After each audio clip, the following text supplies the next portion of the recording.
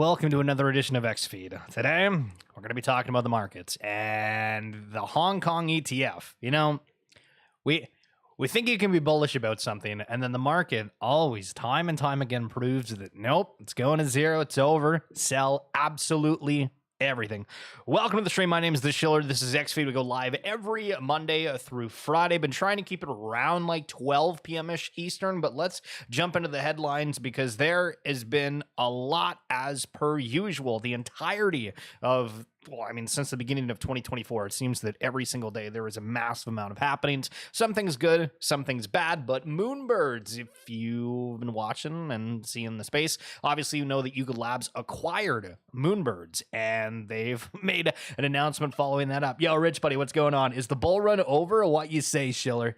Man, it's crazy to watch the timelines and see him. Everybody giving different takes. I have a clip in here where somebody's talking about how, yeah, by the time we hit, 10 years from now, we're going to be at like $50 trillion for Bitcoin. And it's just, it's insane, some of the price predictions of things. And we're at that point where, a year after the initial craze, kind of before the markets really subsided, everybody's like, oh yeah, like we've suddenly hit this peak. We've hit this adoption. And I think maybe from like awareness, maybe there was a point, but in terms of like development and everything, I don't know. Crypto has made me so mentally strong. It's hilarious. True. If anybody ever, everybody ever says anything negative, like, Schiller, you stuck, you stink, and you look weird, I'm like, it's okay, dude. Listen, life gets better.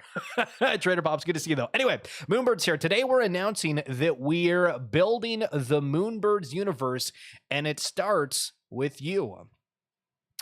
Where have we heard the you line before? Yo, Distress Pickle, what's going on? SEC is saying ETH is a security. It's flipping Jover. You're going to need a character that you own. Okay, cool. Listen, okay, so I'm going to put myself in the mental headspace of like, okay, like I'm open to getting a Moonbird. Okay, so I need a character that I own. Starting today, Moonbirds will join Mythics as a collection with commercial rights. Okay, well, I would need to care about having commercial rights for the bird to be able to do something with it. If you've made stuff during the CCO era, cool, but from now on, you'll need to own a Moonbird to keep doing so. The creative development of this new direction will be led by Colin Hesterly, award-winning artist and director of one of the creative minds behind Mythics. Okay, this would be like a great time to explain like what's the award that's been winning here. You know what I mean? Like, okay, award winning. What's the award? Is it like the Schillerverse Awards? Because if it is, listen, the credibility might have been going downhill on that one.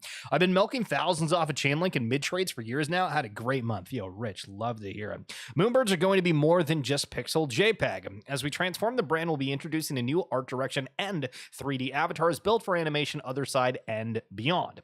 We're building a place where you can take that character, a place Moonbirds can call home. Okay, well, I would need a character again.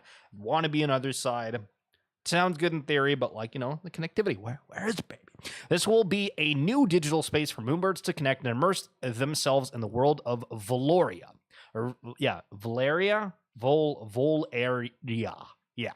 It's kind of funny when we really think about it, because think of every single collection, right? We have like Other Side, we have the Third Kingdom, we have Valeria, we have the place that Axie Infinity is being created. Like, we all have these worlds. Listen, everything is a simulation. We're all just making it up in our minds. It's great. Living in the future. But the Moonbirds universe doesn't stop at the screen. IRL and physicals will bring the brand to life. Look out for dedicated events to bring Moonbirds together, including a satellite event next to ApeFest 2024 in Lisbon this October. I am going to FUD more than I've ever fudded if ApeFest is not accessible digitally at all. Like, it's crazy that we're building everything that's for the internet and then having like an event that you could just set up a camera in the back. You don't need to have like this massive production or anything, but geez Louise, the fact that we don't have anything for these different Ape Fests, but we got the Moonbird side of it now. So take flight with us on the next adventure into the new Moonbirds universe. Bada bada bada. Join us in Discord. Ha ha ha ha ha. And apparently the trajectory of Moonbirds went flying prior to that announcement. So all over the feed, you've probably seen people being like, oh, who are the insiders that got ahead of that? Did that announcement seem anything of like, yeah, I would go out and buy a Moonbirds because of it? I don't think so. All right, Tyler D with some news here for the Coinbase wallet. 80,000 plus Solana tokens will be tradable in Coinbase wallet powered by Jupiter. Huge reveal for Jupiter and Bullish for the Solana ecosystem. Why haven't I seen people talking about Base? The other freaking week, everybody's telling me that if I'm not on Base, I'm a loser. Listen, that disrespect is insane. But nobody's talking about Base. All of a sudden, the narrative changes to just fudding everything. It's great. I love this space. But this is the new looks for the Moonbirds that we saw before. Again, it's kind of confusing how the whole CCO reversal looks. It's cool that they did this because it does feel like it's much more of like a Yuga branded art piece for it. But again, back to the comments of, do we care about art? What do we want that's a little bit more than it? And obviously I've messed up the tabs here, said it before it happened, but this is kind of what it looked like for the Moonbirds chart, where I guess before the announcement, there was some sales. Or sorry. Let me go back here. Whoa, pause there, horsey. This was about the BAYC chart, not Moonbird, so still Yuga. But if you remember, we had like last week, randomly apes went flying, and I was like, hold on, there's like leverage positions or something going on because ApeCoin's not moving. Sure, like Garga's kind of stepping in, and I think that's good. But geez, all of a sudden, people just ramping these up, and then it's kind of coming back down. So again, is narrative really that important? Now, Avalanche. Every day I wake up and there's a new announcement with Avalanche. This time they are partnering up with Gatorade, kind of, because RumbleKongs did. And guess they're having some games, some extra activations with it, some branded things. It's all about that IP. Maybe you didn't care about getting wearables and RumbleKongs before, but now the Gatorade's involved with this G Coins. Okay, yeah, maybe you are. Maybe you are. Momenta here highlighting OpenDAO. The SDK's got 55,000 plus downloads. The Emergence SDK has been downloaded 55,000 times and it's powering our partnership with Futureverse. Do you know what Readyverse is? And if you're not familiar with Open Beta, they are building Web3 experiences using Unreal. So big kind of developer on that front, helping things out.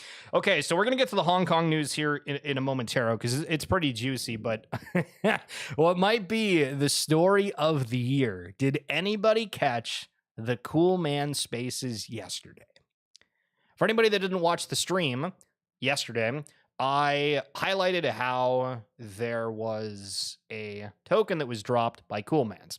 Came out that they basically bought 850 million of the 900 million supply of the token, and then they tweeted out that the coin was live, and then they dumped the token and made like a 42,000x or something crazy. They got like $1 million out of it, plus like $2 million.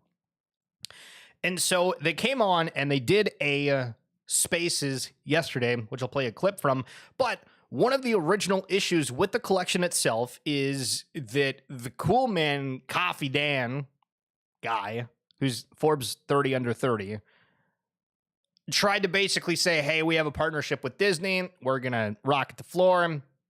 Obviously, collection doesn't have that partnership. People speculated it did not go well. Like Cool Man's was upwards of like over and ETH at a point. And so there's a lot of people that felt completely hurt about it. And it was weird that the team came out and randomly said, hey, we're doing a coin. And so this is one of the posts from way back in the day. But looking to last night, here's a quick clip from that Spaces. And we had to bundle snipe. We got advised by everyone to do it. So we can protect our community. So we don't want anyone to get hurt. We don't want any snipers to come and get like 3%. And by the way, we got like a lot of public like challenges, and a lot of snipers was betting. They were saying to us that they will be able to snipe easily 3%, 4%, and they will dump after a few minutes on everyone. So we wanted to avoid that. So that's why we took a bit of time before launching.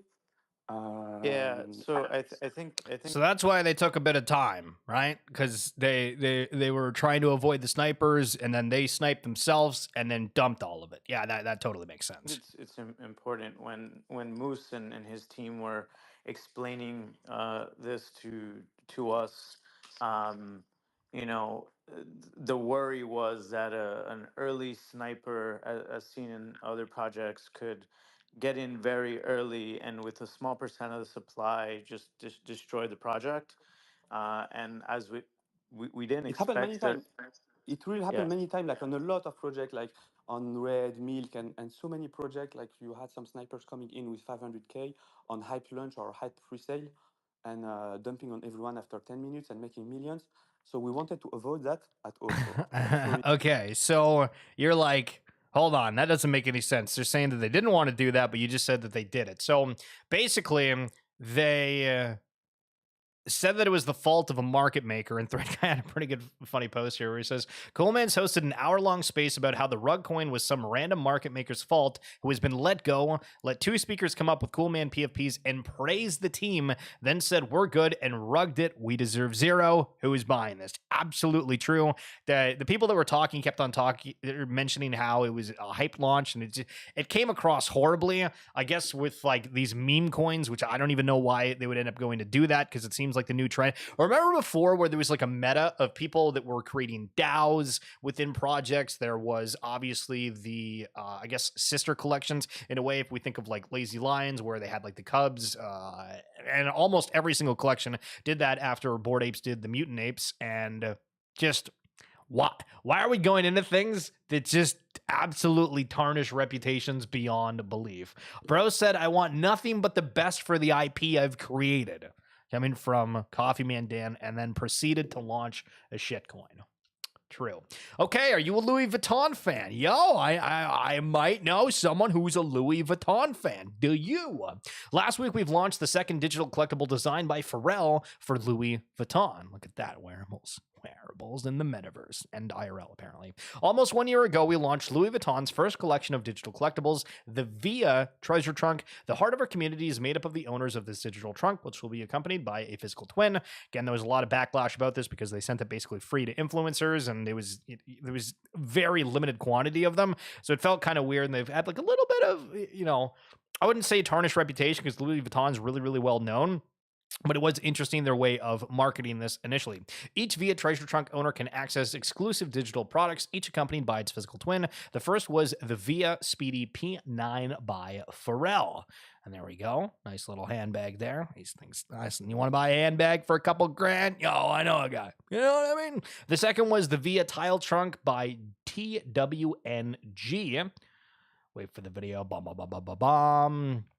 Cool little graphics for anybody that's watching on audio here. Opening it up.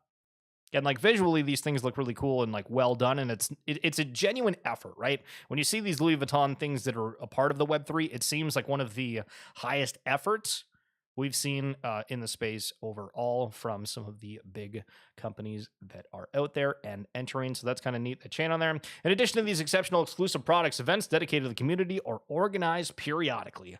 Yeah, I don't... What? Who's the community? I don't know anybody that I would classify as like the Louis Vuitton Web3 collector. You know what I mean? So somebody is selling this Clone X here, and it's one of the 5 of 5s. And I've mentioned this actually a few weeks ago, because I guess the guy was being like, yo, DM me if you want to buy. They've listed this thing for 26 ETH because it's got 5 out of 5 of the Murakami drip, which Takashi Murakami, really, really big artist out there. But yesterday, we talked about how Choose Rich Nick was saying that Artifact is going to the wayside. So would you pay 26 ETH for something of a collectible that potentially is shutting down and nothing more to come for it? Right? All about the expectations.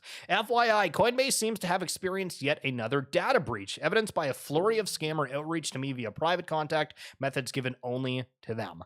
You know, I saw a multitude of other people posting about that. I got some like weird text messages from obvious scams, right? And so I guess something was going on with Coinbase again. That's not great. That's not great. Okay. This is coming from Anthony Pompliano here. Abra CEO says 50 trillion is coming to Bitcoin and the crypto market, and basically TLDR in the opening clip here. He says within 10 years, I think that we're going to hit 50 trillion within the crypto and Bitcoin market. I don't know why they said Bitcoin and crypto, because that's kind of It's the same thing. But anywho, still, we're seeing the Circle CEO saying a pretty large amount of 3 trillion just for stablecoins by 2030. We're having the predictions of 50 trillion market cap overall. People are talking bullish, but holy smokes, the market feels bearish. Unless you consider yourself a security, there is no reason not to airdrop in Canada and ultimately the US. In this case, a token with practiced use case that I'll bet considers itself not a security and wants a listing on Coinbase bans US users from an airdrop. So if you haven't seen, basically Engine Layer did a airdrop, and I think it was kind of like Blur where you had to put like money into it, or like bid, use the system to be able to get associated with it. I haven't really followed, to be totally honest, but they excluded USA, Canada, half of Africa and Asia, and VPN users. Regulatory things are super weird. And the funniest part about this is that they never said anything when people originally deposited funds. So it's like, hey, yeah, come get this airdrop. Put your funds in here. Just kidding. Later on, if you're here, you can't get it. It's unbelievable. Loopify. Every gaming account doing the same social farming, even if not ticker-based, but Quest. This meta will fade soon. I think it's very interesting seeing the different games. Trying to highlight some things. We'll get into the Illuvium. 200,000 ILV played airdrop and how you can get a part of that here shortly. Seeing 700,000 or 500,000 follower accounts is meaningless now. That's one thing I've always preached. We barely have like 5,000 people within like the respected like larger collections that you could talk to or see on the timeline. And these guys have 500,000 followers. It's all BS. It's not inherently bad, but just like all trends, things shift, and I'm excited to move on for one. So there was a video surfacing of a man who was trying to buy some strawberries. I'm not going to play the video, but essentially he had a bunch of coins on the table and he was trying to pay with cash. And obviously we're moving towards like a cashless society. And it just kind of makes me think where the realization that people have, and this is somewhat one of them, right? Where the monetary systems, businesses deciding what they want to sell things as. Obviously, we make the argument of like every business is supposed to accept legal tender like that. But I mean, you've seen the world. You've probably seen the videos of what's going on around the world the past little bit. And it's crazy what's happening. And I think that just kind of the awareness that you guys are paying attention to what's going on within the digital revolution of money, because that's kind of what it is happening. And you're kind of, you're open to being educated about it, and hopefully not going to yell at some cash clerk if you bring in cash or try to, you get the idea. Put price aside for a moment. Okay. I'm zen. Price aside. Can we recreate the same vibes and excitement of 2021 NFT season? No. I remember having a list of upcoming mints on my calendar and getting pumped as the dates approached. Okay, so the reason that I say no, we can't have that excitement is because, one, everything is saturated as hell. So it's very, very hard to get as much movement comparative to then. Because at the time, there was like 5 different collections to pick from, and like half of them were from like a non-dev, and it seemed kind of fishy. You know what I mean? And I just feel that even if something ends up getting some traction, we still have some stupid things that are happening, right? Like Cool Mans. Okay, let's bring back the NFT excitement of 2021. All right, Cool Mans, they're dropping a token. They're back. They're excited. And then the worst possible thing happens. They get fudded. Nobody's ever going to touch that for probably a while unless some absolute miracle happens. And I feel that that's potentially a common trend within different things. And I just feel that most people are not going to be feeling bullish about NFTs until they feel rich within the crypto space. And yeah, that's not happened, depending on what you've gotten into. Some people obviously have done super great, but I've seen a lot of people just trashing on everything as of late. So yeah, it's not great.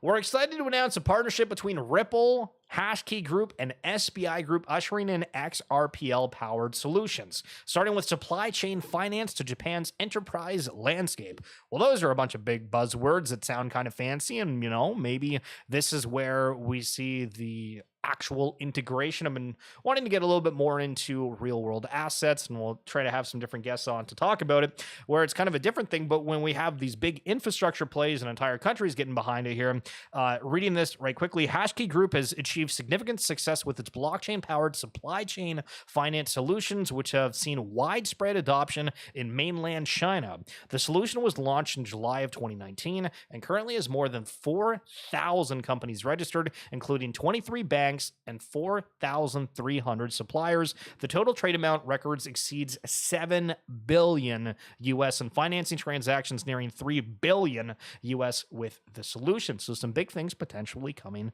to Ripple. Now, Anime Coin, for Azuki, ApeCoin, all these big NFT projects are trying to tackle things in a different way, and this Gacha Grab is now live. Start collecting Gashapons by signing up at points.anime.xyz, and we're going to see what exactly this is all about. So each spin in Gacha Grab costs 100 credits and grants you a Gachapon.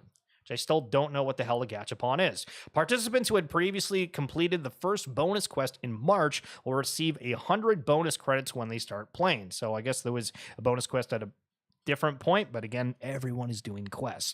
In addition, in collaboration with our primary launch partner at Azuki, you may now earn daily credits for each unlisted Azuki Elementals and Beans NFT that you own.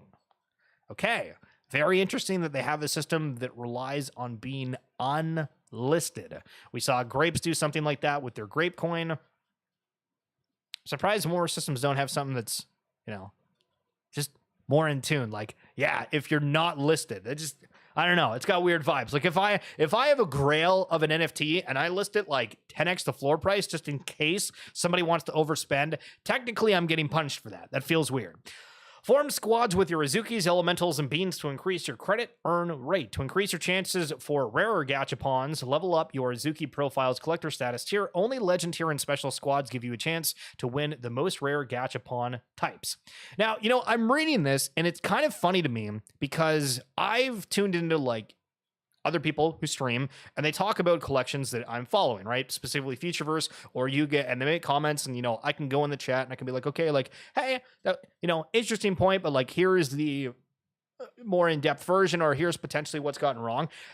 None of you guys say anything. So I don't know if none of you just don't buy NFTs or anything, because we talk about these things and I almost never get corrected on anything more explained. Everybody's watching NFTs from the sideline. Is that the idea? I'm getting the vibe. There will be a 2x credit earn rate booster starting next week that lasts 2 weeks. Form your squad soon and take full advantage of these boosts. And so I guess these are the Gachapons, which are like a ball. And then you are able to earn these different points for the token.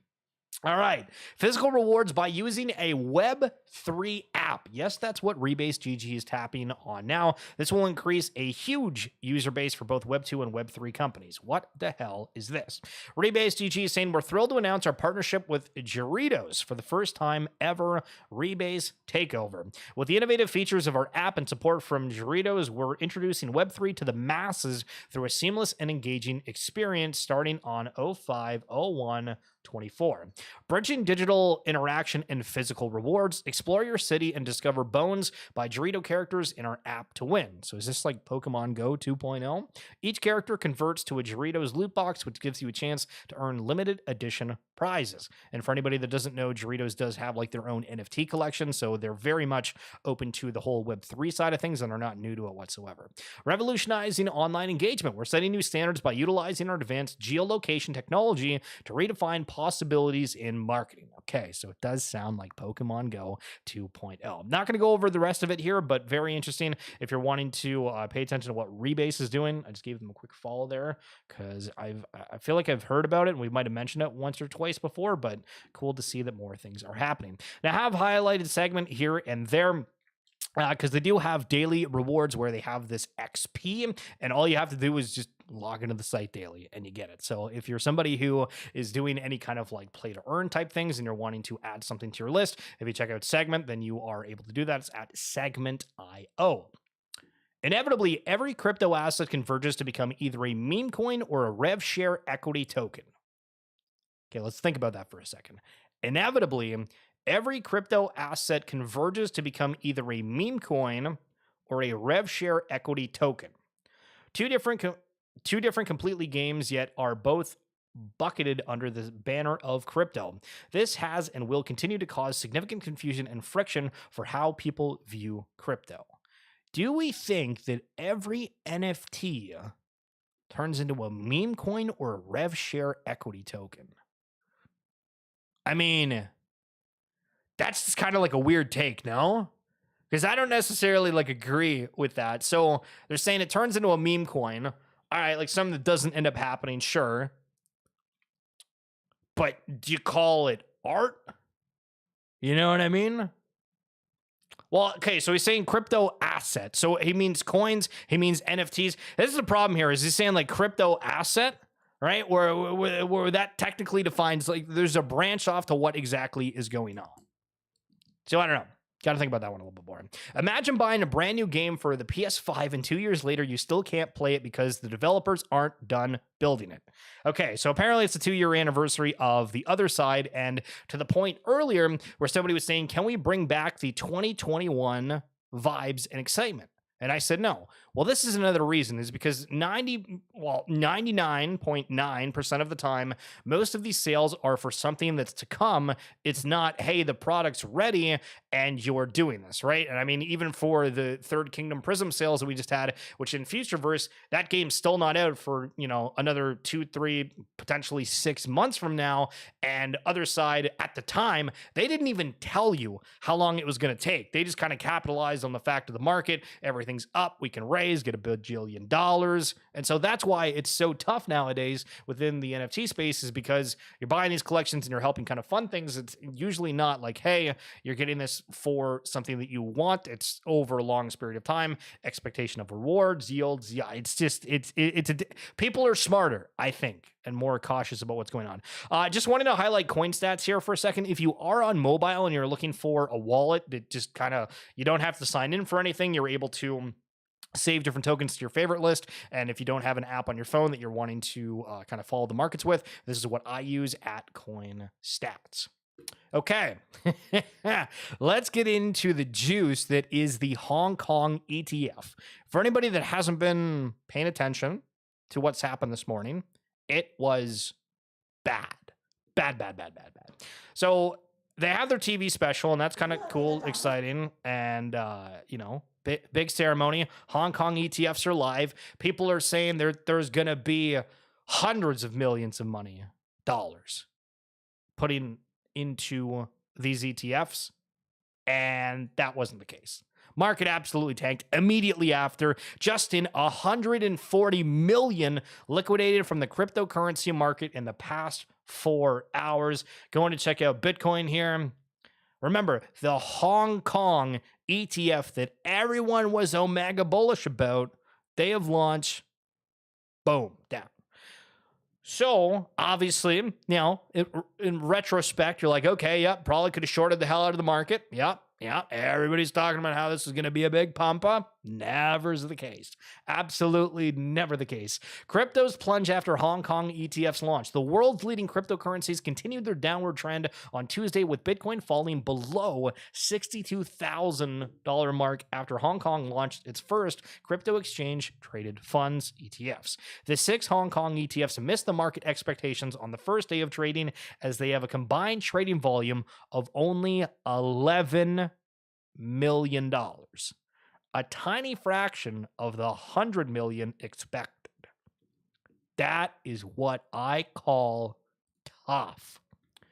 Now, it's not the only thing that's down right now. CryptoPunks are down $100,000 USD in just over a month. Meme coin season is officially over, and altcoins never stop bleeding when moon.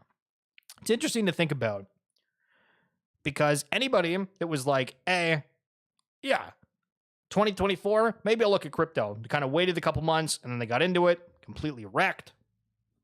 And then you have, this stuff's stupid. Well, I mean, true, but at the same time, we still have the arguments of this is supposed to be creating the internet of value.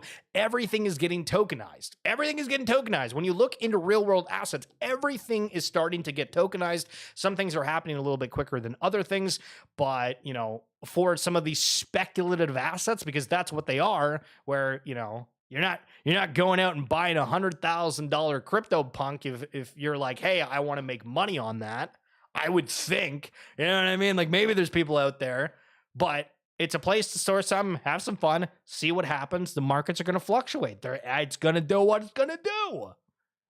There's always somebody knocking at your door. Thought they ever going to ban solicitation? Probably not. But I remember back in the day, everybody says no solicitors. People still did it. Due to Canadian regulations, you need to now enter the name, address, and postal code of whoever you're sending money to over a certain tiny limit. This is on Coinbase. Things are getting tracked. Do you want to put in the info for all this stuff? Do you want to have a decentralized aspect? These are the different questions that are popping up. And that's tough because Canada. Introducing one, someone came in and bought 8 different Spirit Beans spending around 39 ETH. The same wallet bought a lot of rare beans across trades over the past 12 hours. So people were ripping on the whole Moonbird situation of people apparently buying right before the announcement. That was kind of a nothing burger. At least right now, I don't think there's any kind of actionable pieces to it. But does this kind of imply that this was because of the announcement, potentially a little bit before, but nobody says anything? The Yuga effect? I don't know. Maybe. 24 hours until private beta 4 launches. Rangers, your vigilance is key as we approach. All right, here's a video. Are we gonna make it? Rangers, get ready for one of the largest airdrops in GameFi history. The initial phase of our 200,000 ILV Play-to airdrop campaign is kicking off on April 30th with 20,000 ILV up for grabs in Phase 1. Phase 1 will start with the private beta on Sepolia testnet, running from April 30th to May 28th. The private beta will be limited to the lucky Rangers that get selected. After that, the open beta on Sepolia testnet will begin and be open to everyone. Once Phase 1 has been completed, Phase 2 of our Play to Airdrop campaign will launch with 180,000 ILV in airdrop rewards. Phase 2 will begin when playing on Sepolia testnet ends and we transition to mainnet. Once on mainnet, you will continue to earn airdrop points for another 5 months by playing Illuvium Overworld, Arena, Illuvium Zero, and Illuvium Beyond. The more you play, the more you earn. So get in, get registered, and get ready to play Private Beta 4 on testnet. Your first opportunity to be a part of this massive. Okay, so one thing that I kind of had like just a realization a moment ago is when I first got into the space, trying to think, NBA Top Shot, Bored Apes, Zed Run were kind of like the 3 things that I got into. But I mean, maybe even before that was Illuvium and Star Atlas, or at around the same time. And I didn't really like branch out a whole lot because Illuvium was, I think it was on a different network. I'm not sure. Maybe they haven't picked at the time. And then Star Atlas was on Solana, and I had to figure that out. And I was like, okay, this isn't like too difficult. And I got it. But both of those have had huge launches, from Star Atlas with their recent kind of 1,000-player test realm, the 5 million star ship sale. A lot of things happening. Now we're seeing Illuvium with their abundance of extra games here coming out, having the beta.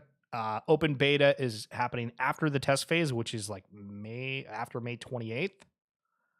So things are happening for some of the earliest collections that are building out these massive games and infrastructure that's supposed to be kind of the onboarders, right? A lot of people play games. This is like the key piece here. Gaming on the blockchain. And it's just, it's making me emotional. Not actually, but it does kind of play into when did we start seeing these collections originally launch? How long has it taken from them to go to, their initial raises?